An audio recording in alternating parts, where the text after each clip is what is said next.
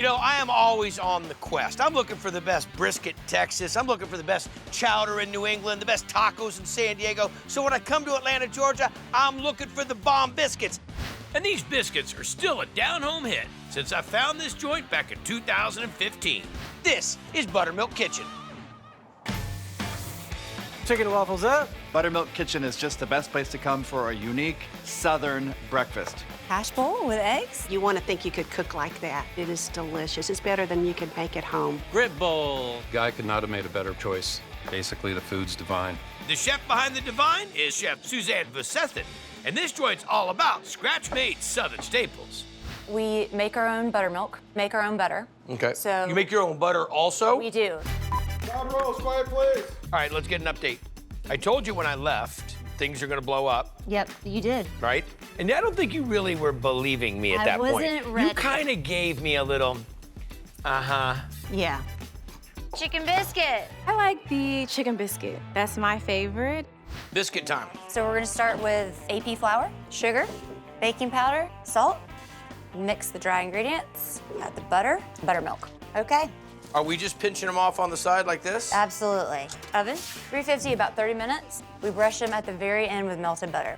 Okay, what are we making next? Red pepper jelly, roasted red peppers, sugar, Whoa, ho, ho! apple cider vinegar, then some butter, and then we're gonna bring this to a boil. We slowly add in the pectin, Let it cool. All right, what are we making now? our sweet tea brine for our fried chicken. It's gonna start off with sugar, salt, and then we're gonna pour some hot water in, garlic, black pepper, lemons, Squeezing them? just lightly, This brine goes for how long? 2 days. Wow. Bay leaves, parsley, and iced tea. Now we put our chicken into the brine, Then what are we gonna batter this in? our day-old pancake batter. I dig it. So we dredge in the pancake first, then in a flour dredge. Let that chicken cook too. Slow get and nice. slow. Yeah, see, I like that. Here's our biscuit, the red pepper jelly, and this is our chicken. A little bit of parsley for garnish. Nothing wrong with that. Oh, that's a good bite. Biscuit's spot on, but boy, the crunch on that chicken, that batter, really tasty. Little jelly's beautiful. I love the refined simplicity. Thank you. Guys, I got some biscuits for you here. I love the chicken biscuit, but one of my other favorites is the smoked bacon meatloaf sandwich. Smoked bacon meatloaf's in the window. It's wonderful. This is the most underrated menu item right now. What is this monster? Is a smoked meatloaf sandwich. Ground beef, chopped smoked bacon inside, and it's like you went to umami town. We're first gonna combine ground beef, egg yolks, Worcestershire sauce, ketchup, salt, pepper, brown sugar, granulated onion and garlic, thyme, cayenne pepper, breadcrumbs, plenty of crumbled bacon, topped off with Italian parsley. We'll mix it all together, form it into a loaf pan, and smother it in ketchup, bake it off about 350, about an hour. We add our meatloaf to the grill to crisp it up on each side, and then on top you've got caramelized onions, special sauce, and a potato bun. Delicious. That has some real texture in it. This has that tang like you really caramelize the ketchup outside of the meatloaf. Great with the onions. So you're not just biscuits and gravy. No, it's exactly. Outstanding. Meatloaf sandwich is ready. The meatloaf is just fantastic. I like it because of the caramelized onions and the special sauce. It complements the meatloaf perfectly. This sandwich is big, and you got to come with an appetite. Come on, guys, speak up. We busy.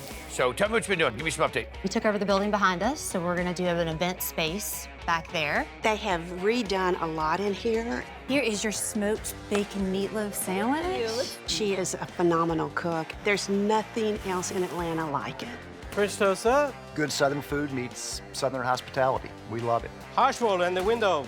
There was something about your style, your attitude, the style of food, the following you already had. You can go anywhere you want with this. And Business has been amazing ever since. I love it. Lox plate.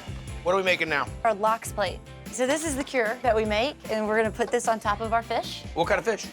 We use a salmon trout. Salmon trout. Yes. Okay. We're using shredded red beets, sugar, salt. We're gonna mix them together. Salt's gonna pull out some moisture. What are the beets gonna do? The beets are just there for color. Okay, let's see it. Black pepper, and then fresh dill, All right, and here's the cure we made. We just put it right on top of the fish. Now we're gonna wrap it up. And then this just goes straight into the walk-in. Got it. 4 days. Remove it and slice the fish, and that goes right on the plate, just like that. I will tell you right off the bat, the color is outrageous. It really looks dynamite. Nice, light, rich, flavorful. Thank you. The lox plate is something that we've had on the menu since day one, and I'm really glad Guy got to try it. All right, what else did you make me? Banana bread, Uh-huh. it's gluten-free. Gluten-free, what is the flour that's being used? It's almond flour and then like a gluten-free flour mix. Baking soda, baking powder, salt, some raw sugar, roast off the bananas, and then we'll combine that with eggs, coconut oil, and some vanilla yogurt.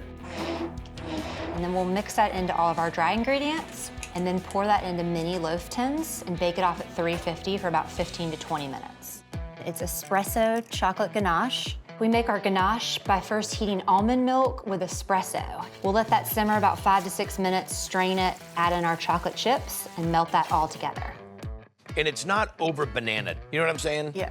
And I don't like when they put nuts in it. I like putting the nuts on top. You're really getting the crunchification, but what you're really getting is how nice and light and airy it is. Delicious. I'm glad you liked it. Banana bread loaf? You get all the banana flavor. It's delicious and everything smothered in chocolate. You have the richness of the chocolate with the kick of the espresso. It's perfect. Very decadent. That is my favorite. Smoked bacon meatloaf sandwich? Enjoy. The Madame of all brunches. Always good to see you. You too.